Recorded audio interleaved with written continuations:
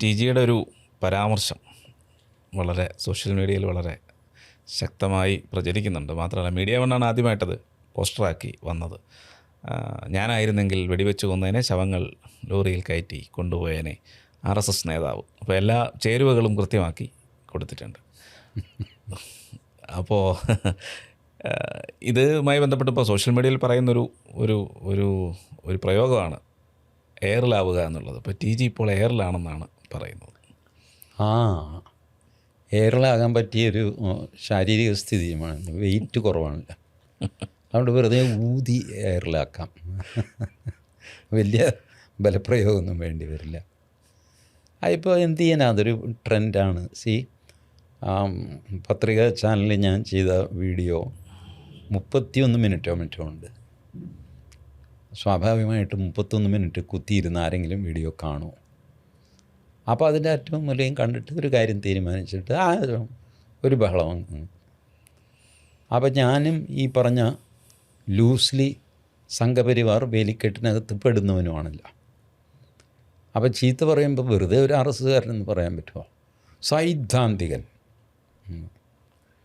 ഞാനത് ഇതിന് മുമ്പ് ഒരിക്കൽ ആരോ ചോദിച്ചപ്പോൾ ഞാൻ പറഞ്ഞു, RSSൽ സൈദ്ധാന്തികൻ എന്ന് പറഞ്ഞിട്ടൊരു പോസ്റ്റില്ല.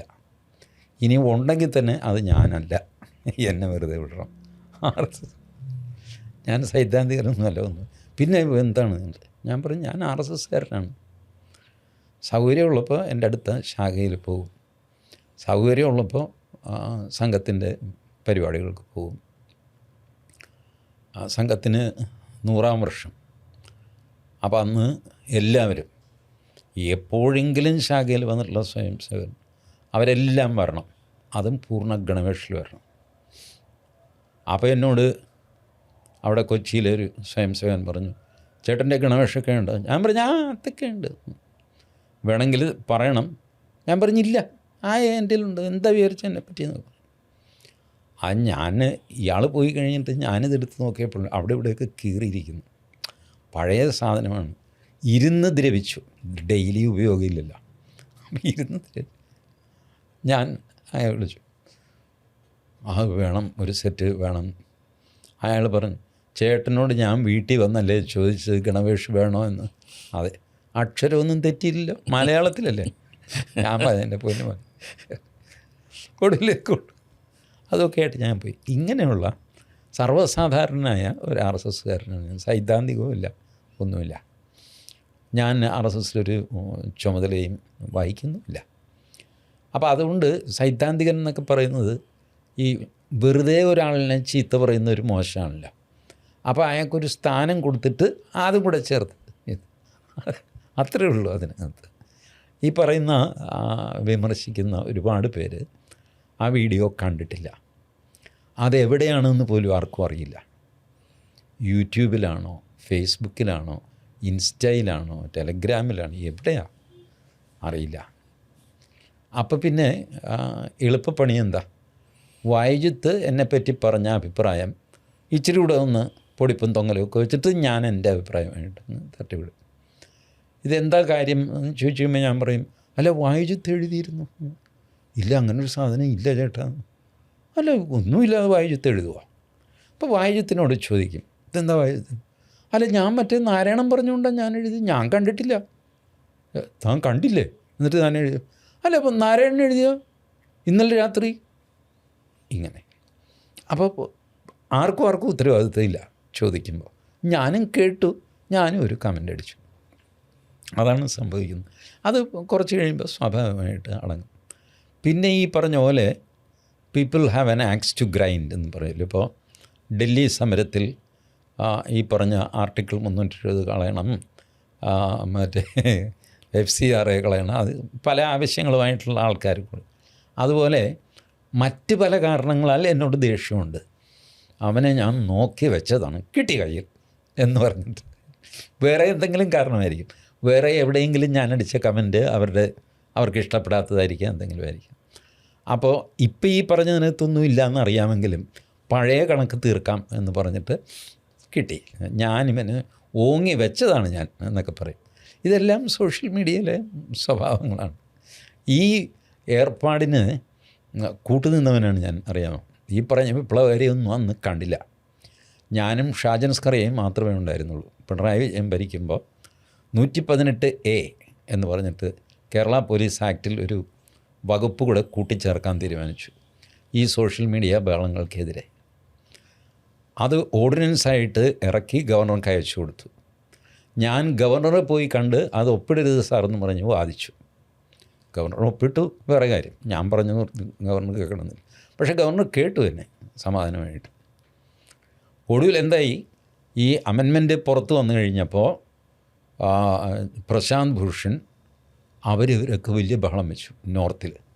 വാട്ട് നോൺസെൻസ്, ഇത് മനുഷ്യാവകാശ ലംഘനമാണ് എന്നൊക്കെ പറഞ്ഞുകൊണ്ട്. അപ്പോൾ പിണറായി വിജയൻ ഓർഡിനൻസ് പിൻവലിച്ചുകൊണ്ട് അടുത്ത ഓർഡിനൻസ് ഇറക്കി. അതും ഗവർണർ ഒപ്പിട്ടു.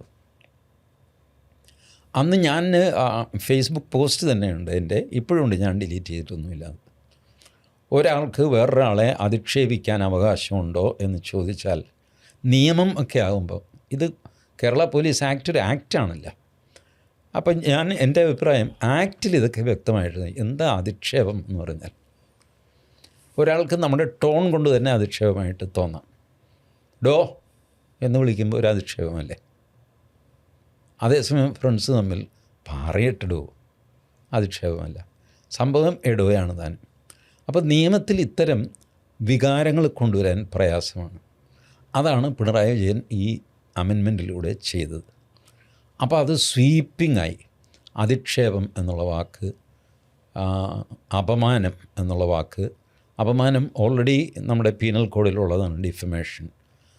ഡിഫമേഷനൊക്കെ വലിയ ബുദ്ധിമുട്ടാകുന്നത് ഫെയിം എന്താണ്, ഇയാൾക്ക് ഫെയിമുണ്ട്, ഫെയിമുള്ള ആളിനെ ഡിഫമേഷനുള്ളൂ. ഇങ്ങനെയൊക്കെ നിയമത്തിൻ്റെ നൂലാമാലയിൽ ജനങ്ങളെ പെടുത്തുക. പേഴ്സണലി ഞാനന്ന് വാദിച്ചത്, അന്ന് ഇതേ മീഡിയ വൺ, അന്ന് അഭിലാഷ് മോഹനൻ മീഡിയ വണ്ണിലായിരുന്നു. ഇതേ മീഡിയ വൺ അന്ന് എന്നെ ചർച്ചയ്ക്ക് വിളിച്ചു ഈ ഗവർണറെ കണ്ടതിൻ്റെ പേരിൽ. അന്ന് ഞാൻ പറഞ്ഞു, ഞാനിടുന്ന ഫേസ്ബുക്ക് പോസ്റ്റിൻ്റെ താഴെ താൻ ഇതുവരെ ചത്തില്ലേടോ കിളവ എന്ന് ചോദിക്കാൻ ഒരാൾക്ക് അവകാശമുണ്ട്. ഞാനായിട്ട് അത് ഡിലീറ്റ് ചെയ്യില്ല. ഫേസ്ബുക്കിൻ്റെ കമ്മ്യൂണിറ്റി ഗൈഡ്ലൈൻസ് എന്ന് പറഞ്ഞാൽ അവർ ചിലതൊക്കെ എടുത്ത് കളയിറക്കേണ്ട, അതിന് ഞാൻ ഉത്തരവാദിയല്ല. ബട്ട് ഞാനിത് ഡിലീറ്റ് ചെയ്യില്ല. താനിന്ന് വലിച്ച കഞ്ചാവേത, ഏത് ബ്രാൻഡാണ് കുടിക്കുന്നത്, കുടിക്കാറുള്ളത്, അത് ഇത് എണീറ്റ് നിൽക്കാൻ ജീവനില്ലാത്തവൻ, ഇതുപോലെയൊക്കെ. ആളുകൾക്കിത് പറയാനൊരു അവകാശമുണ്ടെന്ന് ഞാൻ വിചാരിക്കുന്നു. കാരണം ഞാനൊരു ഫ്രീ സ്പീച്ചിൽ വിശ്വസിക്കുന്ന ആളാണ്. ബട്ട് ഇത്തരം വാക്കുകൾ ഞാൻ ഉപയോഗിക്കാറില്ല. അപ്പോൾ ഒരു പൗരന് ആ വാക്ക് ഉപയോഗിക്കാനും ഉപയോഗിക്കാതിരിക്കാനും അവകാശമുണ്ട്. അതുകൊണ്ട് അവരത് പറഞ്ഞോട്ടെ. This is my point. ഇത് ഓൺ റെക്കോർഡ് മീഡിയ വണ്ണിൻ്റെ ആർക്കൈവ്സിൽ നോക്കിയാൽ ഈ ചർച്ച കാണാം. അതേ മീഡിയ വൺ ഇപ്പോൾ ഇതും പറഞ്ഞിട്ട് ഇറങ്ങിയിരിക്കുകയാണ്. Because they know full well that ഈ 31 മിനിറ്റുള്ള വീഡിയോ ഒരു മനുഷ്യനും കുത്തിയിരുന്ന് കാണാൻ പോകുന്നില്ല, ഇല്ലയെന്ന് എനിക്ക് പറയാം. പത്രികക്കാരോട് ഞാൻ ചോദിച്ചപ്പോൾ പത്രികക്കാരെപ്പോഴും എന്നോട് പറയാറുള്ളത്, ചേട്ടന് പറയാനുള്ളത് അങ്ങ് പറയുക, പറഞ്ഞ് തീർന്നു ഞങ്ങൾ സ്റ്റോപ്പ് ചെയ്യുന്നു, അത് അപ്ലോഡ് ചെയ്യുന്നു. 10 മിനിറ്റെങ്കിൽ 10 മിനിറ്റ്, 20 20, 30 30. ഇപ്പോൾ സാധാരണഗതിയിൽ ലെഫ്റ്റ് മൈ സെൽഫ് ഞാൻ പോയി സ്വാഭാവികമായിട്ട് നിൽക്കുന്നതൊരു 21 22 മിനിറ്റിലൊക്കെയാണ്. അതുകൊണ്ട് മിക്കവാറും പത്രികയിലെ വീടുകൾ ചിലതൊക്കെ 13 മിനിറ്റ് 12 മിനിറ്റൊക്കെ ഉണ്ട്. ഇങ്ങനെ അത് ഫ്രീ, എൻ്റെ അവർ കംപ്ലീറ്റ് സ്വാതന്ത്ര്യം എനിക്ക് പത്രിക തന്നിട്ടുണ്ട് സംസാരിച്ചു. അപ്പോൾ ഇത് എല്ലാവരും കാണില്ല എന്ന് എനിക്കും അറിയാം, പത്രികക്കാർക്കും അറിയാം. 30 മിനിറ്റ് വീഡിയോ എപ്പോഴെങ്കിലും വായിച്ചിരുന്ന് കണ്ടിട്ടുണ്ടോ? അല്ലെങ്കിൽ അത്ര വലിയ ഇമ്പോർട്ടൻ്റ് ആയിട്ടുള്ള കാര്യം, അല്ലെങ്കിൽ വിട്ടുകളെ കുറച്ചും നോക്കും, കുറച്ച് സ്കിപ്പ് ചെയ്തിട്ട് വീണ്ടും ഒന്ന് നോക്കും, എന്നിട്ട് വിട്ടുകളെ. This what is happening. അതിൽ നിന്ന് കിട്ടുന്നത് വെച്ചിട്ടാണ് ഈ ബഹളം നടക്കുന്നത്. അത് നടന്നോട്ടെ. I welcome that. They are free to criticise me. കാര്യം അറിഞ്ഞ് വിമർശിക്കുന്നവർ, കാര്യം അറിയാതെ വിമർശിക്കുന്നവർ, പഴയ കണക്ക് തീർക്കുന്നവർ, ഇവരൊക്കെ ഇതിനകത്തുണ്ട്, ഉണ്ടാവണമല്ലോ. അപ്പോൾ ഈ ഒരാൾ എന്നെ നമ്പറിട്ട് ഈ TG മോഹൻദാസിനെ വക വരുത്തിയിട്ട് ബാക്കി കാര്യം എന്ന് പറഞ്ഞൊരു ദേഷ്യത്തിൽ കഴിയുന്നൊരു മനുഷ്യൻ, അയാൾക്കൊരു ആശ്വാസം കിട്ടണ്ടേ? അപ്പോഴാണ് എല്ലാവരും കൂടെ TG മോഹൻദാസിനെ തരുന്നത്. കേട്ട് പഴയ ദേഷ്യം അയാളും തീർക്കുന്നു. അങ്ങനെയെങ്കിലും തീരട്ടെ. This is all part of നമ്മുടെ സൊസൈറ്റിയാണ്. I have no problems.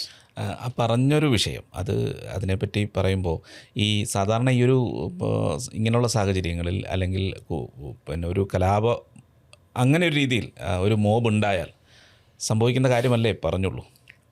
അങ്ങനെയാണ് എല്ലാ സർക്കാരുകളും ഈ കാര്യങ്ങൾ നേടിയിട്ടുള്ളത്. ഞാൻ സമരം ചെയ്ത് ഇറക്കി വിട്ട ആദ്യത്തെ സർക്കാർ ഏതാണെന്നറിയാമോ? 57 EMS സർക്കാരാണ്. എനിക്ക് തിരിച്ചറിവായിട്ടില്ല. അമ്മയുടെ കൂടെയാണ് സമരം. എന്തൊക്കെയോ പ്രശ്നങ്ങളാണെന്നൊക്കെ അറിയാം. ഏതോ ഒരു മന്ത്രി ഇതൊക്കെ ഇത്രയും അറിവേ എനിക്കുള്ളൂ. ചിലപ്പോൾ എൻ്റെ അമ്മ എന്നെ കുറേ നടന്നു കഴിയുമ്പോൾ വിഷമിക്കുമല്ലോ, എടുത്തുകൊണ്ട് നടക്കും. വെച്ചാൽ അത്രയ്ക്ക് ഇതേ ഉള്ളൂ എനിക്ക്. But I remember that. അപ്പോൾ അന്ന് അങ്കമാലിയിലെ വെടിവെപ്പ്, അങ്കമാലി കല്ലറയിൽ ഞങ്ങളുടെ സോദരരാണെങ്കിൽ പഴമക്കാരോട് ചോദിച്ചാറ്. അങ്കമാലിയിൽ വെടിവെച്ചത് EMS ആണ്. ചന്ദനത്തോപ്പ് കശുവണ്ടി തൊഴിലാളികളെ വെടിവെച്ചത്. ഒരു തൊഴിലാളി വർഗ ജനാധിപത്യ വർഗ ബഹുജന സർക്കാർ ആദ്യത്തെ വെടിവെപ്പ് ചന്ദനത്തോപ്പിലാണ്. അങ്കമാലിയൊക്കെ വിമോചന സമരത്തിൻ്റെ കാലത്താണ്. ആദ്യം വെടിവെക്കുന്നത് ചന്ദനത്തോപ്പിലെ കശുവണ്ടി തൊഴിലാളികൾക്ക് നേരെയാണ്. അപ്പോൾ വെടിവെപ്പ് എന്ന് പറഞ്ഞു കഴിഞ്ഞാൽ ഒരു അഡ്മിനിസ്ട്രേഷനിൽ അത്യപൂർവമാണെങ്കിലും നടക്കാത്ത ഒരു കാര്യമൊന്നുമല്ല. നമ്മളിപ്പോൾ ഈ പറഞ്ഞുകൊണ്ടിരിക്കുന്നു, മിനിഞ്ഞാന്ന് പാറ്റ്നയിൽ വെടിവെച്ചു പോലീസ്, ആരും മരിച്ചില്ല. എന്തിനാണെന്നറിയാമോ? ഇതേ പാറ്റ പ്രകടനം which vent out of control and police fired. ആരും മരിച്ചിട്ടില്ല. എത്ര പേർക്ക് പരിക്ക് പറ്റിയെന്നും അറിയില്ല. പിന്നെ പാറ്റ്ന ഏതാണെന്ന് മലയാളികൾക്ക് അറിഞ്ഞുകൂടാത്തതുകൊണ്ട്, അല്ലെങ്കിൽ അറിയില്ല എന്ന് ഭാവിക്കും, അതുകൊണ്ട് അത് വാർത്തയായില്ല. പാറ്റ്നയിൽ ഫയറിങ് നടന്നു. ഇവിടെ കൽക്കട്ടയിൽ നല്ല രസികൻ ലാത്തി ചാർജ് നടന്നു. സുവേന്ദു അധികാരി അസംബ്ലിയിൽ പേര് വായിച്ചു. 28 ക്രിമിനൽ കേസിലെ പ്രതിയാണ് അവൻ. നീറ്റ് പരീക്ഷ തോറ്റുപോയി എന്ന് പറഞ്ഞിട്ട് 48 49 വയസ്സുമുണ്ട്. 5-6 പേരുടെ പേര് വായിച്ചു. പുള്ളി പറഞ്ഞു, ഇവരെ ഞാൻ തപ്പിക്കൊണ്ടിരിക്കുകയായിരുന്നു, ഇവന്മാരെ കിട്ടി, ഇനി ഇവനെ ഞാൻ വിടില്ല. പിന്നെ കുറേ തല്ലിപ്പുള്ളുണ്ട്, 2 അടിയൊക്കെ കൊടുത്ത് പറഞ്ഞു വിട്ടിട്ടുണ്ട്. ലാത്തി ചാർജ്, ജലപീരങ്കി. ഇവിടെ VD സതീശൻ എന്താ ചെയ്തത്? VD സതീശൻ അവിടെ രാഹുൽ ഗാന്ധിയുടെ കൂടെ പ്രൈം മിനിസ്റ്ററുടെ വസതിക്ക് മുമ്പിൽ സത്യാഗ്രഹിച്ചിരുന്നു. ഇവിടെയോ? ഇവിടെ ആ വേടനടക്കം പനമ്പള്ളി നഗറിലോ മറ്റോ സമരം ചെയ്തവരുടെ പേരിൽ 90 പേരുടെ പേരിൽ കേസെടുത്തു. പെർമിഷൻ ഇല്ലാതെ സമരം ചെയ്തു. ഇതാണ് സമരം. നിരുപദ്രവമായിരുന്നു, ആർക്കും ഒരു ഉപദ്രവമൊന്നും ചെയ്തില്ല. അവരെന്തോ ഒരു ബഹളമൊക്കെ വെച്ചിട്ട് അവിടെ നിന്ന് പിരിഞ്ഞു. ബട്ട് സ്റ്റിൽ VD സതീശൻ സർക്കാർ 90 പേർക്കെതിരെ കേസെടുത്തു. എടുത്തല്ലേ? എന്തിന് കേസെടുത്തു? നിഷ്കളങ്കരായ കുട്ടികൾ, വിദ്യാർത്ഥികൾ, അല്ലെങ്കിൽ വിദ്യാർത്ഥികളോട് ആനുകൂല്യമുള്ളവർ, അനുഭാവമുള്ളവർ, അവർ 4 മുദ്രാവാക്യം വിളിച്ചാൽ കേസെടുക്കുകയാണോ ചെയ്യുന്നത്? ഇത് VD സതീശനോട് ചോദിക്കണം. ഇങ്ങനെയാണോ ചെയ്യുന്നതെന്ന് സിറ്റി പോലീസ് കമ്മീഷണറോട് ചോദിക്കണം. കമ്മീഷണർ ഓഫീസർ നിനക്ക് മാർച്ച് നടത്തും. What is that? അഡ്മിനിസ്ട്രേഷന് ഒരു ഡ്യൂട്ടിയുണ്ട്. That will be done ruthlessly. പോലീസിന് അധികാരങ്ങളുണ്ട്, അവർക്ക് അത് പ്രയോഗിക്കാൻ, സാഹചര്യം അനുസരിച്ച് പ്രയോഗിക്കാനുള്ള അനുമതിയുണ്ട്. ഓഫ് കോഴ്സ് വെടിവെപ്പ് is not a small thing. അതിന് വാണിംഗ് കൊടുക്കണം. You must get proper approval. ജില്ലാ മജിസ്ട്രേറ്റിൽ നിന്നോ ജില്ലാ കളക്ടറേറ്റിൽ നിന്നോ എങ്ങനെയാണെന്ന് വെച്ചാൽ അപ്രൂവൽ എടുക്കണം. വെടി കഴിഞ്ഞാൽ ഉണ്ട എണ്ണിയിട്ട് ബാക്കി ഉണ്ട എത്രയുണ്ട് ഏത് നോക്കുന്നാണ് വെടിവിട്ട് GD എൻട്രി എന്നൊക്കെ പറയുന്നത്. ഇതൊക്കെ പ്രൊസീജിയറൊക്കെ ഉണ്ട്. നോട്ട് ദാറ്റ് വെറുതെ നിങ്ങൾ പാകിസ്ഥാനുമായിട്ട് യുദ്ധം ചെയ്യുന്ന പോലെ അല്ല. സ്വന്തം ജനങ്ങളുടെ നേർക്ക് അക്രമാസക്തരായി എന്നുള്ള കാരണം കൊണ്ട് വെടിവെക്കുന്നത് അതിർത്തിയിലെ വെടി പോലെയല്ല. ഈവൻ അതിർത്തിയിൽ പോലും പട്ടാളക്കാർ കണക്കൊക്കെ കൊടുക്കണം കേട്ടോ. അല്ല വെറുതെ നിൻ്റെ തോക്ക് എവിടെ? തോക്കറിയാൻ മേലെ ചേട്ടാ, ആ ബഹളത്തിൽ ഞാൻ എവിടെയോ അതൊന്നും നടക്കുന്നില്ല. അങ്ങനെ വെറുതെ കാണാതെ പോയി നടക്കില്ല. ബട്ട് സ്റ്റിൽ പട്ടാളത്തിൻ്റെ സിറ്റുവേഷൻ അല്ല പോലീസിൻ്റെ. Strict compliance. അങ്ങനെയാണ് 2 വർഷം മുമ്പ് നമ്മുടെ കേരള പോലീസിൻ്റെ 42,000 വെടിയുണ്ട കാണാനില്ല എന്ന് പറഞ്ഞു. അത് പിന്നെ അവിടെയും കണ്ട് ജയിലിലോ എവിടെ സ്തൂപം ഉണ്ടാക്കി വെച്ചിരിക്കുന്നു വെടിയുണ്ട കൊണ്ട്, ഉപയോഗം കഴിഞ്ഞ വെടിയുണ്ട്. അങ്ങനെ എന്തൊക്കെയോ കുഴപ്പങ്ങളൊക്കെ പുറത്തു വന്നതാണ്. It's a very serious thing, തമാശ കളിയല്ല. But it is an option, it is a power given to the police. നേരത്തെ നടന്നിട്ടുള്ളതാണ് ഇവിടെ എല്ലായിടത്തും. ഞാൻ പറയട്ടെ, തിരുവനന്തപുരത്ത് വാഴോട്ടുകോണം കൗൺസിലർ സുഗതൻ, അങ്ങേരെ അറസ്റ്റ് ചെയ്ത് പോകാനായിട്ട് ആകാശത്തേക്ക് വെടിവെച്ചല്ലേ കേരള പോലീസ്? എന്തിനായിരുന്നു ആ വെടി? എന്ത് സമരം അവിടെ നടന്നിട്ടാണ്? രാത്രിയിൽ വന്ന് അറസ്റ്റ് ചെയ്യുന്നു. അപ്പോൾ കൗതുകം കൊണ്ട് ആൾ കൂടി എന്താന്നൊക്കെ ചോദിച്ചു മാറുക എന്നൊക്കെ പറയും. അല്ല എൻ്റെ നെഞ്ചത്ത് വരുന്നത് എന്താണെന്നൊക്കെ ചോദിച്ച് വാഗ്വാദം ഉണ്ടാകും. സുഗതനും പറയുന്നു എന്നെ വിട്, ഞാൻ വരാമെന്ന്, നിങ്ങളിപ്പോൾ ഇത്ര വലിയ ബഹളം വയ്ക്കുന്ന എന്തിനാ എന്ന് സുഗതൻ ചോദിക്കും. ഇതിനിടയ്ക്ക് വെടിവെക്കേണ്ട ആവശ്യം എന്താ കേരള പോലീസിന്? അത് ഈ പറഞ്ഞ ആരെങ്കിലും ചോദിക്കുമോ? ഇടതുപക്ഷ, മതനിരപേക്ഷ, ജനാധിപത്യ, വർഗ, ബഹുജന, ഡിമാല, ഗുണ്ടന്മാർ ആരെങ്കിലും ചോദിക്കുമോ എന്തിനായിരുന്നു ആ വെടിയെന്ന്? എൻ്റെ നെഞ്ചത്തേക്ക് കയറും. എന്ത് കാര്യം! Such A full. ഇതിങ്ങനെ ഒരു സില്ലി അറസ്റ്റിന് വേണ്ടി തോക്ക് ഉപയോഗിച്ച ആളുകൾക്ക് ഞാനിത് പറഞ്ഞത്, ഈ പ്രൊസീജിയർ പറഞ്ഞതാണോ കുറ്റം? നോൺസെൻസ്. ടി ജി ആയിരുന്നെങ്കിൽ അങ്ങനെ ചെയ്തേനെ എന്ന് പറഞ്ഞു. അപ്പോൾ ടി ജിയുടെ മനസ്സിലതാണ്, എല്ലാ അറസ്റ്റുകാരുടെയും മനസ്സിലതാണ്. So that is all. You can extend that logic to anywhere. And no nonsense can be tolerated. അത് ഞാൻ ആ വീഡിയോ കേട്ടാൽ മനസ്സിലാവും. What was the situation under which I said that. And അത് കഴിയുമ്പോൾ ഞാൻ എന്തുകൊണ്ടാണ് മോദി ഈ ഒരു കോഴ്സ് ഓഫ് ആക്ഷൻ എടുത്തത് എന്ന് വിശദീകരിക്കുന്നുണ്ട്. നമ്മുടെ ലിമിറ്റേഷൻസ് എന്താണെന്ന് പറയുന്നുണ്ട്. മോദിയുടെ പോസിബിലിറ്റീസ് എന്താണ്, മോദിയുടെ പവർ, മോദിയുടെ ഇൻപുട്സ്, മോദിയുടെ ഇൻ്റലിജൻസ്, ഇതെല്ലാം ഞാൻ അതിനകത്ത് വിശദീകരിക്കുന്നുണ്ട്. Nobody had any problem. അതിൻ്റെ ആ വീഡിയോയുടെ താഴെയുള്ള കമൻറ്റ് നോക്കുക. അത് വീഡിയോ കണ്ടവരുടെ കമൻറ്റാണ്. ഇത് വീഡിയോ കേട്ടവരുടെ കമൻറ്റാണ് ഫേസ്ബുക്കിൽ നടക്കുന്നത്. ഒരുപാട് പേർക്ക് അറിഞ്ഞുകൂടാ ഈ വീഡിയോ എവിടെയാണ്, ഫേസ്ബുക്കിലാണോ, അറിയില്ല. അപ്പോൾ അങ്ങനെ ഉള്ള കാര്യമാണ്. മാത്രമല്ല ഇതിൽ ഇല്ലീഗലല്ല, ഞാൻ പറഞ്ഞത് ലീഗൽ പ്രൊസീജിയറാണ്. How do you control a crowd? You ask any police officer. ഇപ്പോഴത്തെ സ്റ്റേറ്റ് പോലീസ് ചീഫ് ചോദിച്ചു നോക്കുക, സാർ ഇങ്ങനെയാണോ പ്രൊസീജിയർ? പ്രൊസീജിയർ ഇങ്ങനെയൊക്കെ ആണെങ്കിലും ഞങ്ങൾ ഇതൊന്നും കാത്തു നിൽക്കാറില്ല കേട്ടോ, സൂക്ഷിക്കണം എന്നും കൂടെ പറയും. പലപ്പോഴും അത് ചെയ്യാറില്ല. അങ്ങനെയാണ് ഈ വെടിവെപ്പ് കഴിയുമ്പോൾ ഇതൊക്കെ സർക്കാരുകൾ വെടിവെക്കുമ്പോഴുണ്ടല്ലോ, ഉണ്ടയുടെ കൂടെ ജുഡീഷ്യൽ അന്വേഷണത്തിൻ്റെ ഓർഡറും കൂടെ വെച്ചിട്ടാണ് ഇപ്പോൾ വെടിവെക്കുന്നത്. വെടിക്കൊണ്ടത് ജുഡീഷ്യൽ അന്വേഷണം. ജുഡീഷ്യൽ അന്വേഷണത്തിൽ ഈ വക കാര്യങ്ങളൊക്കെ വരും. ജില്ലാ കളക്ടറുടെ പെർമിഷൻ എടുത്തോ, ആ പെർമിഷൻ എടുക്കുന്നതിന് മുമ്പ് വെടിവെച്ചു, പെർമിഷൻ കിട്ടിയത് 11 മണിക്കാണ്, 10:30 ആദ്യത്തെ വെടിപൊട്ടി എന്നൊക്കെ പറഞ്ഞ് തർക്കം. ഇതൊക്കെ it's all A normal thing for police officers. You don't know what is happening in police. അത് ഇത് ചുമ്മാ ജനാധിപത്യം എന്ന് പറഞ്ഞാൽ എന്ത് തോന്നിയാസവും കാണിക്കാനുള്ള ലൈസൻസാണെന്ന് വിചാരിക്കുന്നു. At least I'm not one among them. അതേസമയം ഫ്രീഡം ഓഫ് എക്സ്പ്രഷൻ ഞാൻ വിശ്വസിക്കുകയും ചെയ്യുന്നു. അതുകൊണ്ടാണ് ഈ ചീത്ത പറയാനോ നിങ്ങൾക്ക് എന്താണെന്ന് ചെയ്യാനോ ഒക്കെയുള്ള അധികാരത്തിന് വേണ്ടിയിട്ട് ഞാൻ നിലകൊള്ളുന്നതാണ്. അന്ന് ഇവരെ ഒന്നും കണ്ടില്ലല്ലോ. മൊത്തം കേരളത്തിൽ 2 പേര്, ഞാനും ഷാജൻ സ്കറിയുമായിരുന്നു ആ ഇഷ്യൂ ടേക്കപ്പ് ചെയ്തത്. പൊങ്ങച്ചയായിട്ട് പറയുകയല്ല, ബാക്കിയുള്ളവരൊക്കെ വിചാരിച്ചതെന്നറിയാം, ഇത് വെച്ച് സോഷ്യൽ മീഡിയയായി പിണറായി വിജയൻ നിയന്ത്രിച്ചോട്ടെ. പക്ഷേ ഈ സാധനം പുറത്തു വന്നു കഴിഞ്ഞപ്പോഴല്ലോ മെയിൻ സ്ട്രീം മീഡിയയ്ക്കും ഇത് തന്നെ വരും, ചാനലുകൾക്കുമൊക്കെ. അപ്പോൾ അവർ കുടുങ്ങി. അതുവരെ മിണ്ടാതിരുന്ന് ഇപ്പോൾ അവർക്ക് മിണ്ടാൻ പറ്റുമോ? ഇങ്ങനെയൊക്കെ ചെന്ന് ചാടി. You have A sense of proportion and ഒരു ഡെമോക്രസിയിലൊരു വിശ്വാസം, മോബോക്രസി ശരിയല്ല എന്നുള്ള കാഴ്ചപ്പാട്, ഇതൊക്കെ ഉണ്ടെങ്കിലേ നിങ്ങൾക്ക് കറക്റ്റായിട്ട് റീഡിങ് വരൂ. ഇതെല്ലാമുള്ള മഹാനാണ് ഞാനെന്ന് പറയുകയല്ല, ബട്ട് പ്രീ കണ്ടീഷൻസ് ഇതാണ്. UAPA എടുക്കണമെന്നൊക്കെ പറയുന്നുണ്ട്.